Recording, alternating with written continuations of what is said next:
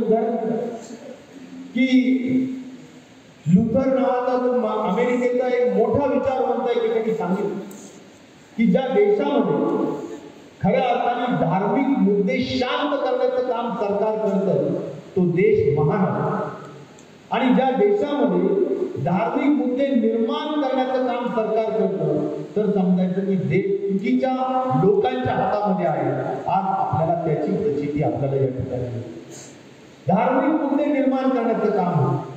मला तुम्ही सांगा, नुसतं केवळ रामाचं नाव घेऊन चालणार नाही, तर केवळ राम नको, आपल्याला काम सुद्धा पाहिजे।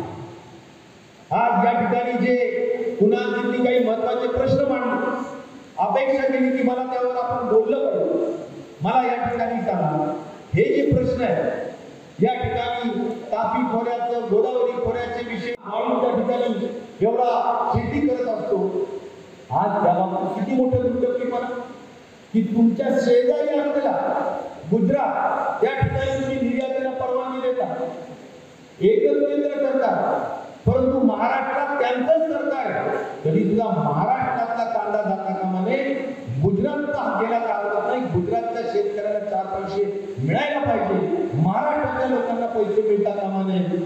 अशा पद्धतीनं दुधाभाव सापन्न वागणूक करण्याचं काम जर का केंद्र सरकार करत असेल तर त्यांना आपल्याकडे मत मागण्याचा सुद्धा अधिकार नाहीये मित्रांनो, हे सुद्धा मला फार स्पष्टपणे या ठिकाणी सांगितलं। आज मला एकीकडे सांगा की एकीकडं जसं आता काही अगोदरच्या वक्त्यांनी सांगितलं की आमच्या कांद्याचं बोला असं म्हटल्यानंतर ते म्हणतात जय श्रीराम।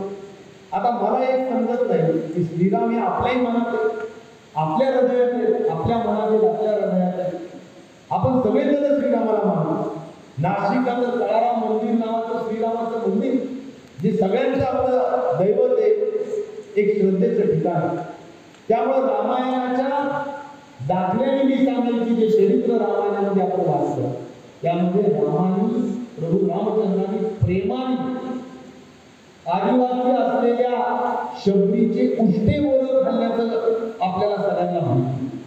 म्हणजे ते प्रभू रामचंद्र कुठं की जे वनवासात असताना शबरीचे उष्टे बोरं खाऊ शकतात आणि त्यांचं नाव घेऊन या ठिकाणी जाती जातीमध्ये मतभेद निर्माण करणारं भाजप कुठं, यांना मी म्हणेल की खऱ्या अर्थाने रामाचं नाव घेण्याचा सुद्धा नैतिक अधिकार भाजपला नाही।